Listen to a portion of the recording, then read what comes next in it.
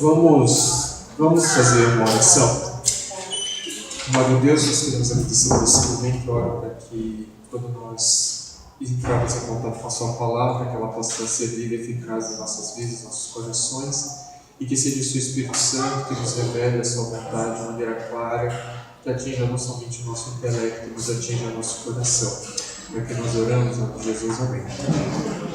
Bem, hoje nós vamos começar o capítulo 2 de Efésios. Nós vamos estudar o capítulo, verso de 1 a 10. E eu acho que as aulas daqui para frente elas vão ser. A gente vai conseguir, eu acho que ir um pouquinho mais rápido nos capítulos, tá? Então vamos ler verso de 1 a 10 de Efésios, capítulo 2. Ele vos deu vida, estando vós mortos nos vossos delitos e pecados, nos quais andastes outrora, segundo o curso deste mundo, segundo o príncipe da potestade do ar, do espírito que agora atua nos filhos da desobediência, entre os quais também todos nós andamos outrora, segundo as inclinações da nossa carne, fazendo a vontade da carne, dos pensamentos, e éramos por natureza filhos da ira, como também os demais. Tá? A gente vai por enquanto estudar os 3 primeiros versos. Tá? Então só para dar de novo uma contextualizada, o capítulo 1 de Efésios, principalmente dos versos do 1 até o 14, dos versos do 1 até o 14, Paulo então ele começa a falar sobre o plano de salvação, o papel de Deus Pai, de Deus Filho, do Espírito Santo nesse processo de salvação. E aí nós temos o intervalo, um parênteses que nós estudamos na última aula, que é a oração que Paulo acaba fazendo a favor dos crentes. O capítulo 2, então, na verdade, era uma continuação do capítulo 1, verso 14, então continuando falando do plano de salvação. E aí nós então caímos no capítulo 2, e o capítulo 2 ali também vai ser subdividido em algumas partes, e os versos de 1 a 3 ele vai falar especificamente da condição que Deus nos encontrou e como nós estamos nessa condição. Tá? E aí no verso 1 ele fala: estando vós mortos os vossos delitos e pecados. Tá? Então nós precisamos entender o que significa estar morto e o que significa essa palavra delitos e pecados. Enquanto estava subindo as escadas, me veio uma ilustração para explicar melhor o que significa estar morto, né? E uma das coisas, quando nós passamos no estágio da UTI, nós damos uma nota para o doente, né? É a nota de coma, né? Então a nota que nós chamamos de escala de Glasgow. Eu não lembro como é que a gente pontua, mas eu lembro que há 20 anos atrás eu sabia direitinho, tá? Mas quando o paciente está quase 100%, ele tem uma nota máxima que é de 15, tá? E quando ele está praticamente morto, a nota dele é 3. Então a gente vê o estímulo verbal, vê o estímulo à dor, e avalia então 3 estímulos, a gente acaba dando uma nota de 1 a 5 e a somatória total, nota máxima dá 15. E eu lembro que alguns pacientes, eles estavam lá deitados na cama da UTI, e aí eu começava chacoalhando o braço dele. Bem, estou chacoalhando, ele não está atendendo. Então o próximo passo é eu beliscar ele, né? Bem, então eu vou beliscar ele. Aí eu beliscava ele não respondia.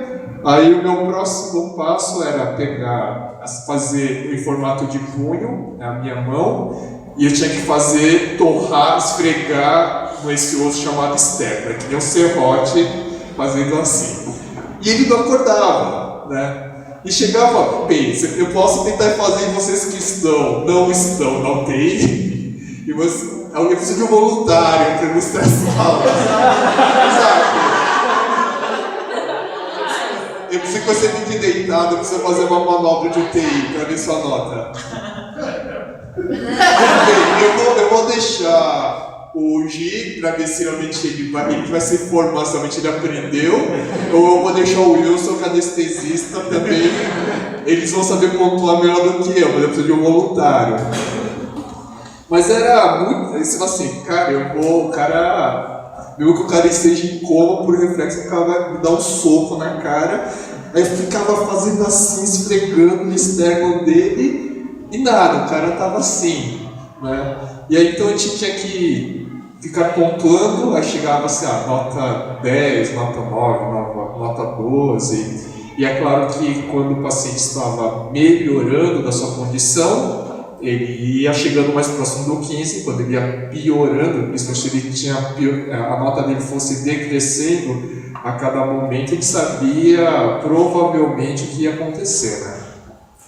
Mas quando a pessoa então ela atingia a nota 3, o Wilson e o Gi podem me corrigir, quando ele atingia a nota 3, a gente considerava que o paciente já estava morto, né? E aí quando a pessoa está morta, você pode fazer o que você quiser, né? A gente pode às vezes pensar numa situação de um funeral, onde às vezes você tem uma pessoa que está morta, a esposa pode chorar, pode derramar todas as lágrimas em cima do marido defunto, e aquilo não vai acontecer nada, né? O filho pode beijar o pai que está morto, ele não vai sentir o calor daquele beijo. Pode virem os familiares, os melhores amigos, fazerem os discursos mais emocionantes possíveis, não vai reagir, né? E uma das características de uma pessoa que está morta é a ausência total de resposta a qualquer forma de estímulo e a ausência de comunicação, né? E quando a palavra de Deus fala que quando qualquer pessoa ela está morta, e se a gente for pensar na questão da UTI, Deus vai aumentando os estímulos para ver se a pessoa ela responde à ação de Deus, e às vezes Deus pode usar o estímulo máximo, a resposta será ainda totalmente zero, né? A nota Glasgow, espiritualmente falando, é 3, nunca vai ser 15, né? E às vezes a gente está nesse processo de morte gradativa, mas a morte, enfim, é quando nós perdemos a capacidade de se comunicar com Deus, tá? Essa é a ideia de Efésios. Então todos nós estamos mortos, né, nos nossos delitos e pecados. Tanto o delito como o pecado, eles vão trazer ideias, o conceito é o mesmo, mas a motivação é diferente, tá? O delito é quando deliberadamente você vai fazer uma ação contra a vontade de Deus, tá? Eu sei que roubar é errado e eu vou lá e roubo, tá? Então eu cometo um delito, um ato deliberado contra Deus. Quando eu cometo o pecado, é quando Deus tem uma vontade, vamos colocar assim, positiva. A minha vontade é que você permaneça solteiro e você se casa. Então você está cometendo um pecado, você está fugindo do alvo que Deus estabeleceu para você. Não importa se você transgrediu deliberadamente uma ordenança de Deus, ou simplesmente você não fez aquilo que Deus pediu para você fazer, delitos ou pecados, o resultado é que nós vamos cair numa morte espiritual, tá? E o que nos leva então? Quais são as forças que nos levam a cometer esses delitos e pecados? Que são as coisas que vão ser abordadas nos versos 2 e 3. Né? Então, outrora nós andávamos segundo o curso deste mundo, tá? A primeira coisa, então, nós andamos no curso deste mundo. O segundo, esse mundo ele é governado pelo príncipe da potestade do ar, o espírito que agora atua nos filhos da desobediência.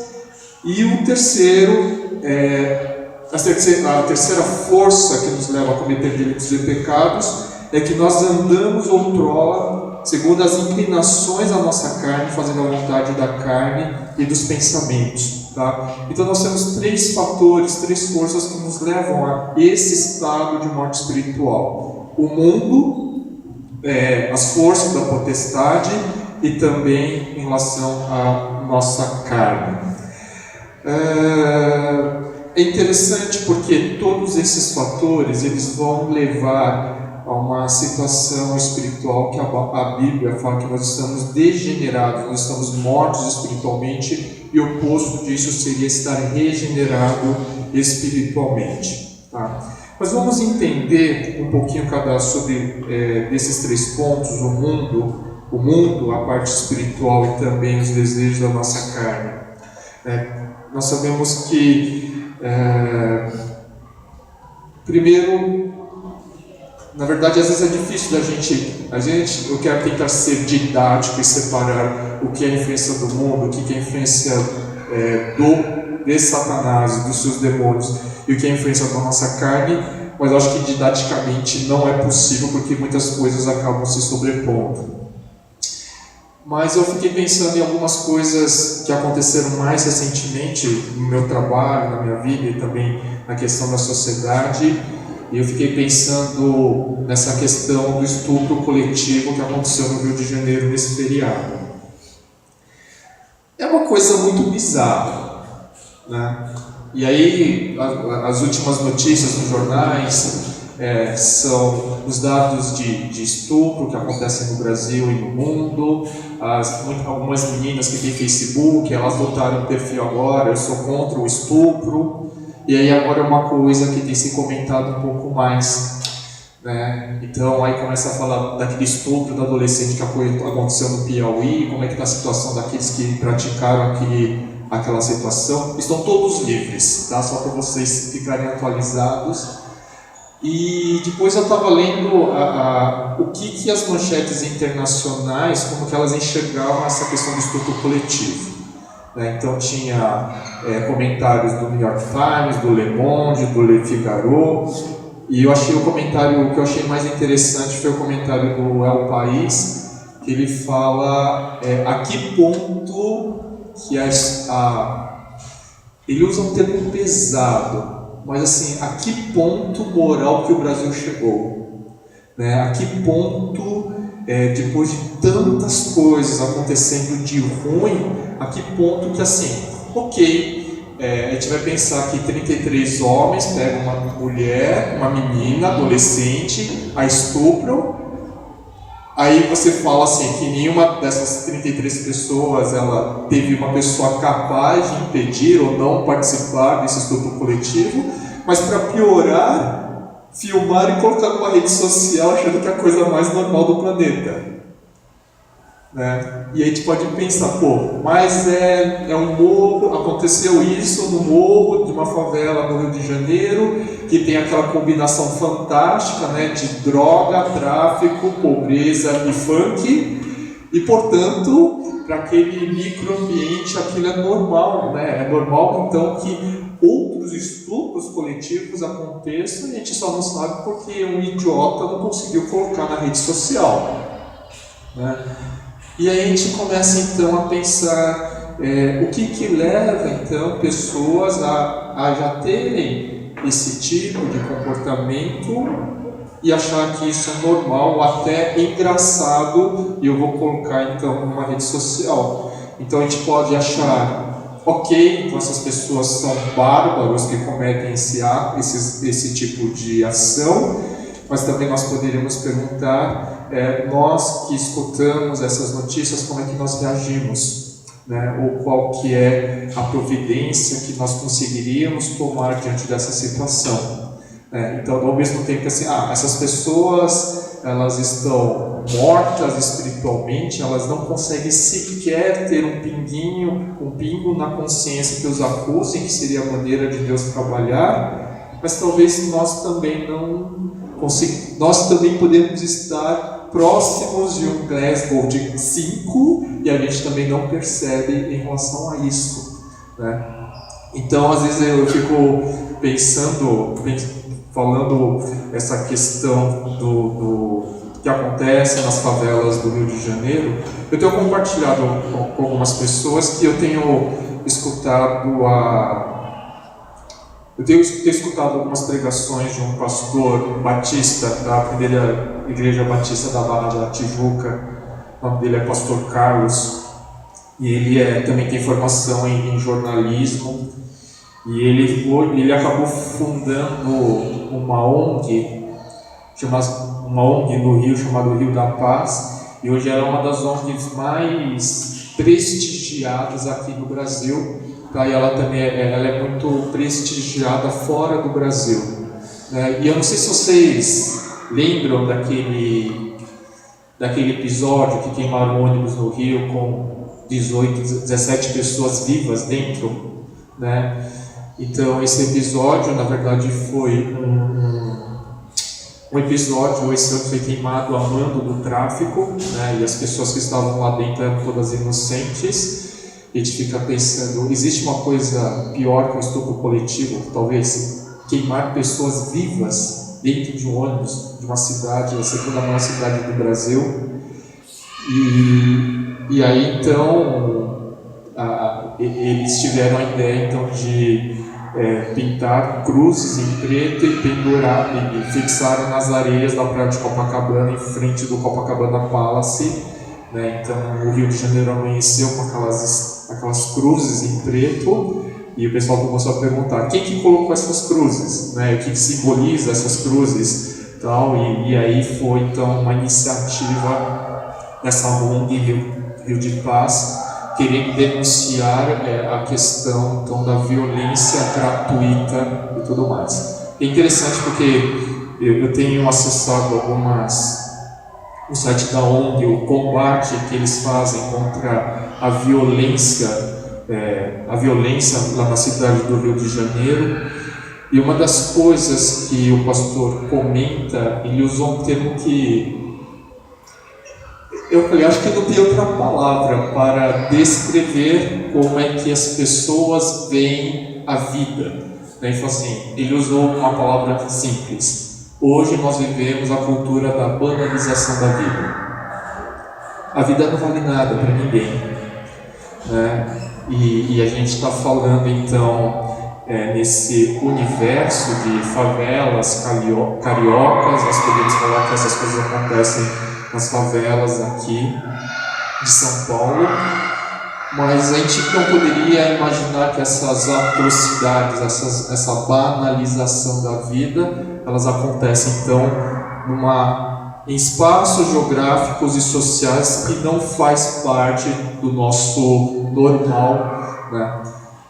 E aí eu falei, não é verdade, porque faz uma semana e meia atrás eu fui fazer um trabalho de auditoria de qualidade e eu fui visitar um serviço de radioterapia fora da capital, mas bem próximo da capital, e era uma visita surpresa. Mas,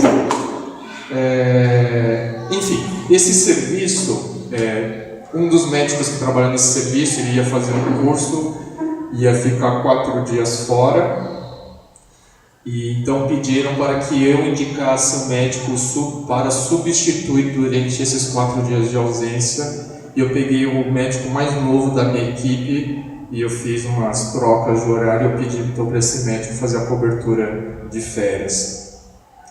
Então esse médico, nos seus primeiros dias, já no primeiro dia de trabalho, já começou a me mandar um monte de WhatsApp e falando, Paulo, tem muita coisa fora do padrão, a gente gosta desses eufemismos, fora do padrão que a gente está acostumado, né?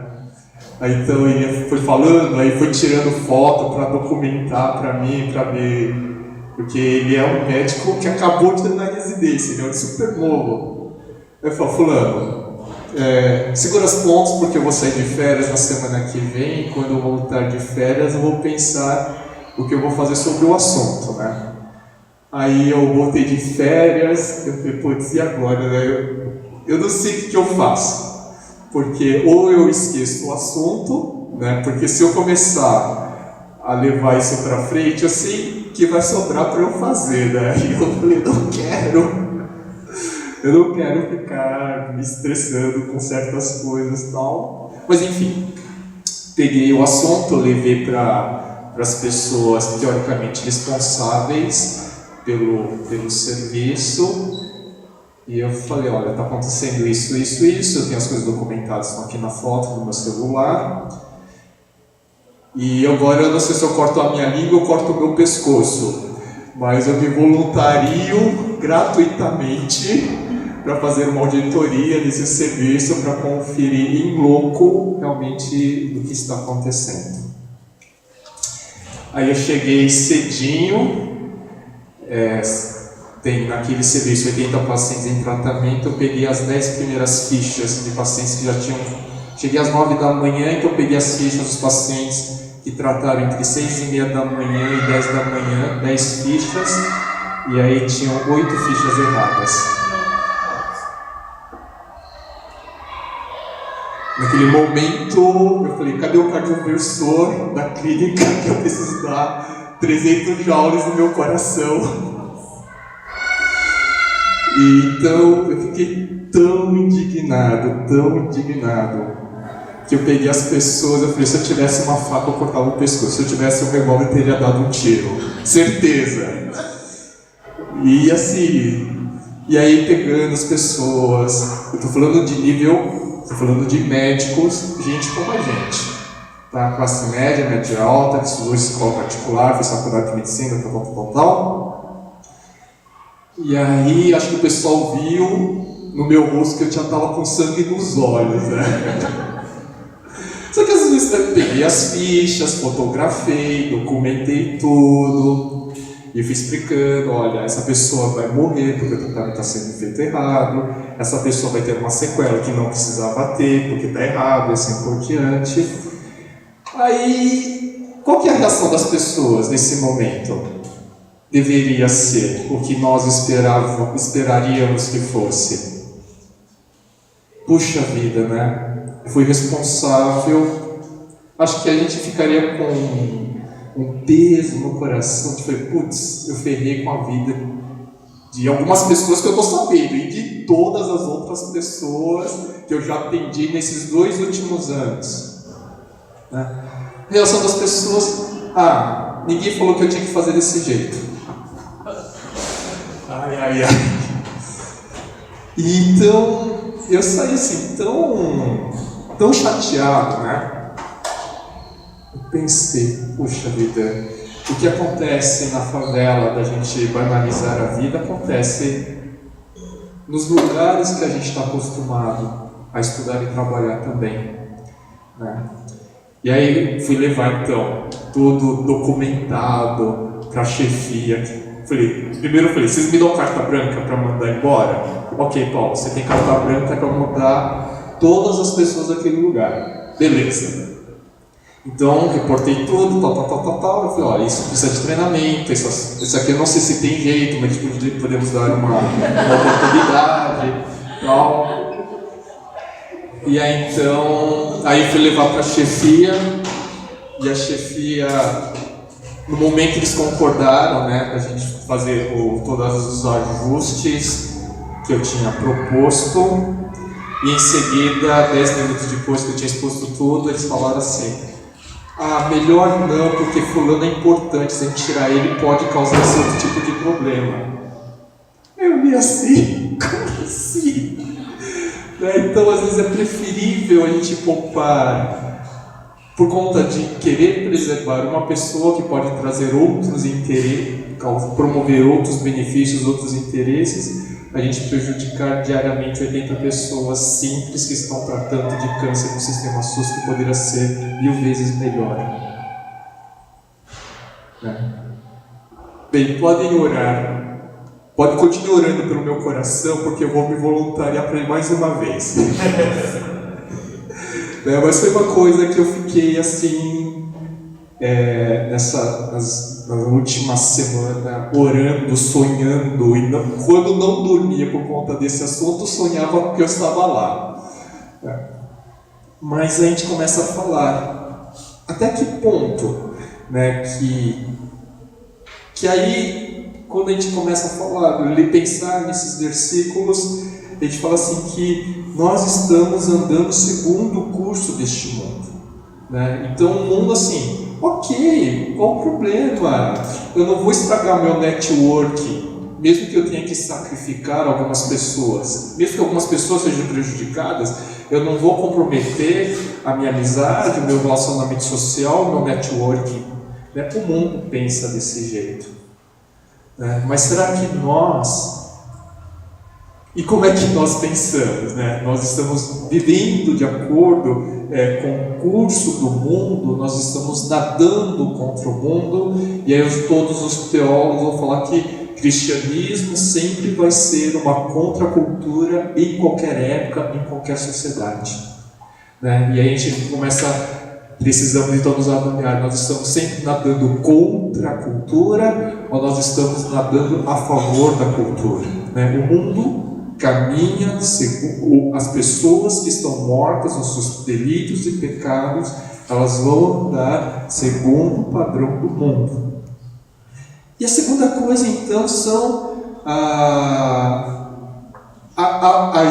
o príncipe da potestade do ar que agora atua nos filhos da desobediência, né? Nós sabemos que esse mundo, quem governa esse mundo? E quem governa esse mundo não é Deus.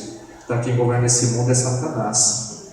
E aí, Satanás, os seus espíritos, eles podem trabalhar na vida das pessoas em diferentes graus, né? Desde influências em relação ao seu pensamento até uma possessão demoníaca, né? E é interessante porque às vezes alguém já viu alguém possuído? Né? Alguns já viram, eu também já vi. E a gente vê uma pessoa assim que está possuída, ela às vezes se debate, ela tem uma mudança da sua voz, ela começa a te acusar, e aí você fala assim, nossa, essa pessoa está controlada pelo demo, né? Não tem nenhuma dúvida. Mas nem sempre uma pessoa que está possuída, ela vai ter essas manifestações como no filme O Exorcista, né? Então, um exemplo. Judas Iscariotes, ele estava possuído? Sim. Ele estava possuído, mas ele não estava espumando, ele não estava convulsionando, ele estava conseguindo negociar o preço da traição por 30 moedas de prata.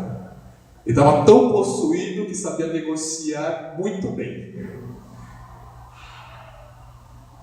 E aí a gente começa a pensar até o que é essa influência do mundo espiritual na contribuição da nossa morte, né? Então às vezes é muito claro, é muito fácil, às vezes nem tanto, mas às vezes a gente começa a identificar, nossa, aquela pessoa está tendo todos aqueles remeleixos de uma pessoa possuída que aparece exaustivamente nos canais de televisão, mas as pessoas podem estar totalmente possuídas e ajudar quem é o Judas Iscariotes, né? Continuar negociando e fazendo tudo em prol de Satanás, né? Então, é uma observação que eu queria colocar, né? Porque a gente pode pegar uma aula inteira para falar sobre como o mundo espiritual contribui para a nossa morte espiritual, e morte espiritual significa perda da nossa comunicação com Deus.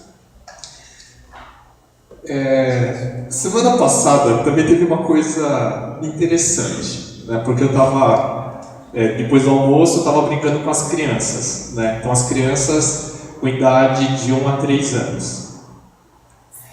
Então tinha na mesa uma mala cheia de brinquedos, né? E 3 crianças.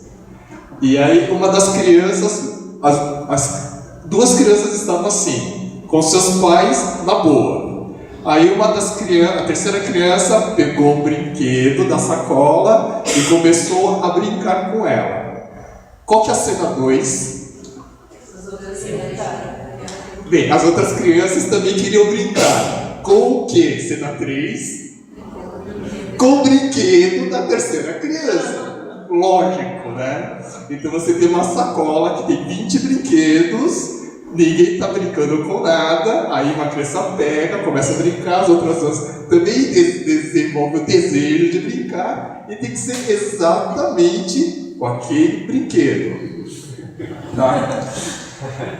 E aí então os pais assim começam a criar aquela situação, né? E agora, como é que a gente lida com essa situação e tal? Então assim, empresta pro menininho só um pouquinho. Qual que é a cena 4? Não. Ou outra palavra? É meu, exatamente. Aí os pais assim, olham aquela cena e falam assim, eu nunca ensinei isso para os meus filhos. Eu não ensinei essa palavra, é meu ou não, né?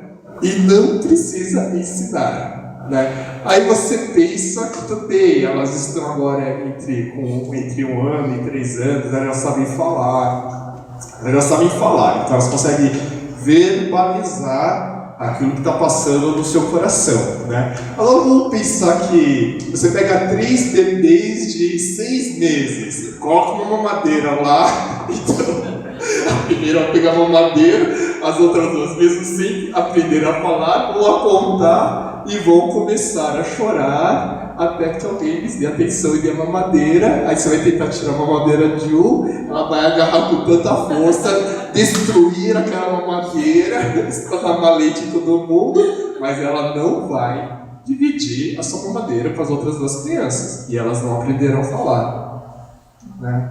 E quem que ensinou essas crianças as 2 frases do vocabulário infanto-juvenil, adulto, geriátrico? É meu e não. Quem que ensinou?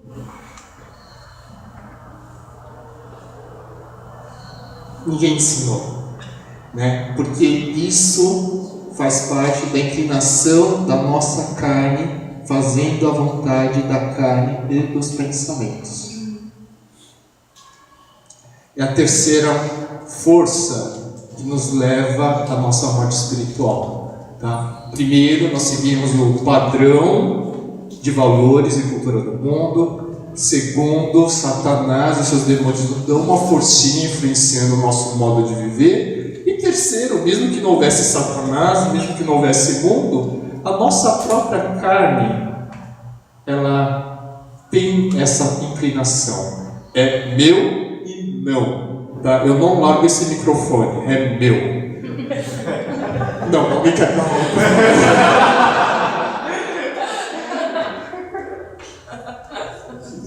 E aí a gente pensa, qual que é, então,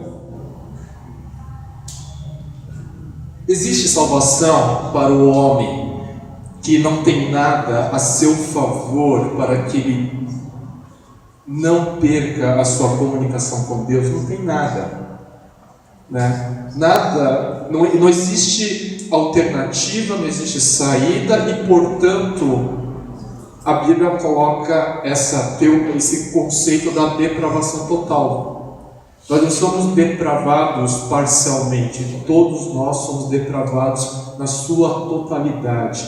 E se nós somos depravados na sua totalidade, a resposta que vem para restabelecer a comunicação do homem com Deus não pode ser um band-aid, não pode ser um esparadrapo. Tem que ser uma solução mais profunda e mais completa, tá? E é por isso que a gente tem que tomar cuidado com as propostas que nós fazemos, né, em relação à salvação do homem. Isso eu queria fazer um parênteses, tá? Eu sei que eu e o Léo, nós somos do Partido Comunista Vida Nova. Ou aparentamos ser comunistas. Acho que não é essa a questão, e eu acho que tem hoje dentro do mundo evangélico existe até divisões no que se refere a uma temática chamada missão integral, né? Então nós devemos cuidar das necessidades não somente espirituais, mas materiais e físicas da pessoa.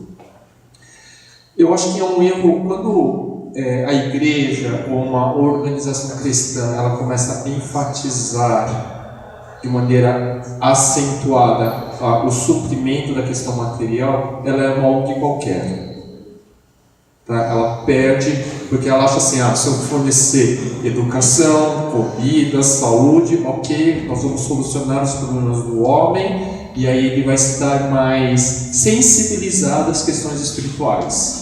É mentira, tá?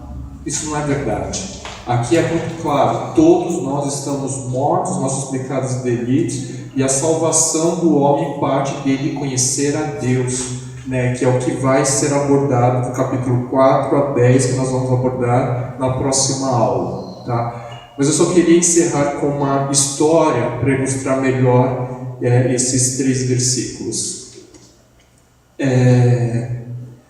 Quando eu viajei agora com o Saião, nosso grupo era pequeno, éramos em torno de 20 e poucas pessoas. E era metade de São Paulo e metade do Rio de Janeiro. E eu não sei como é que acontece essa comunicação inconsciente, né? Porque os paulistas se juntaram naturalmente, os cariocas também. Eu não sei explicar como é que isso acontece. E pior que o carioca não precisa falar assim, irmão, né? Ou tem aquele S no final acentuado. Naturalmente, a gente sabe quem é paulista, quem é carioca, e a gente já nos dividimos em 2 grupos. Eu não sei o que acontece. Alguém tenta me explicar como é que rola essa percepção inconsciente. E aí, então, eu estava com o grupo dos paulistas e a gente conseguiu desenvolver algumas boas amizades, conversamos bastante e tal. E uma das pessoas que estava no grupo, uma pessoa mais velha, ele é um empresário aqui no interior de São Paulo. E aí a gente começou a bater papo e tal, e ele fez um resumo da vida dele, que na verdade em cima dessa experiência da vida dele, ele escreveu um livro, tá? Eu posso emprestar para vocês lerem, um livro que tem 60, 70 páginas, tá? Mas eu vou resumir o livro em 5 minutos. O pai dele, imigrante europeu, veio aqui para o interior de São Paulo, se tornou muito bem sucedido, se tornou uma das pessoas mais ricas da sua cidade. Ele nasceu então numa condição muito favorável. A função dele era apenas administrar o patrimônio do pai, que não era pouco, tá? E então ele acabou tendo a vida natural de namorar, casar e ter filhos. E ele era tão pobre que o hobby dele era pilotar avião. Eu falei, vamos lá. E aí ele acabou se separando, ele acabou se envolvendo com drogas e aí ele tinha que... Então ele começou a investir ainda mais nos hobbies dele, né, para esquecer um pouquinho as questões da vida. Um dia ele estava saindo do aeroclube da cidade no final do dia, umas 5, 6 da tarde, e quando ele foi abrir o carro, ele foi abordado por 4 pessoas, que na verdade eram 4 sequestradores, que o levaram para o cativeiro na qual ele ficou 50 dias. E aí todas aquelas questões de ameaçar e tudo de sequestro que vocês possam imaginar. A grande ironia da história é que a pessoa que estava tomando conta dele no cativeiro era uma pessoa que já tinha sido presa no Carandiru, no antigo Carandiru, e esse cara havia se convertido nesses programas, nessas ações de evangelização que acontecem em diversos presídios no Brasil e no mundo. E aí esse cara se converteu. E esse cara, ele antes de sequestrar, ele começou a acompanhar a vida do sequestrado por 1 mês, estudando todos os atos que ele fazia, tal. Aí, enfim, aí eles estavam no cativeiro, eles começam a bater um papo. O ladrão, ele fala pra vítima, não é síndrome de Estocolmo, tá? Ele fala pra vítima e fala o seguinte: eu acompanhei você por 1 mês e eu tive pena de você, de ver como você tinha uma vida vazia. E sabe o que você precisa? Você precisa de Jesus. O Jesus que eu conheci quando eu estava preso no Carandiru. E o cara se converte, escreve um livro e frequenta a igreja batista da cidade dele. Eu empresto o livro para vocês. Aí eu fiquei... Mas assim...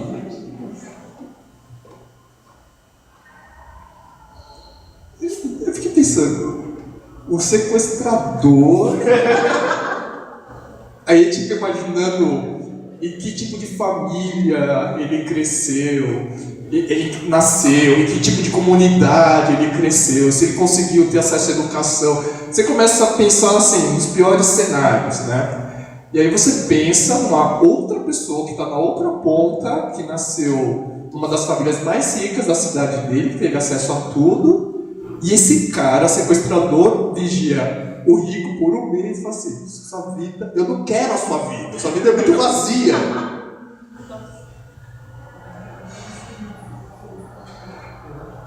E às vezes a gente não percebe isso. O quão muitas vezes, quando nós, judeus e gentios, estamos mortos nos vossos delitos e nos nossos pecados.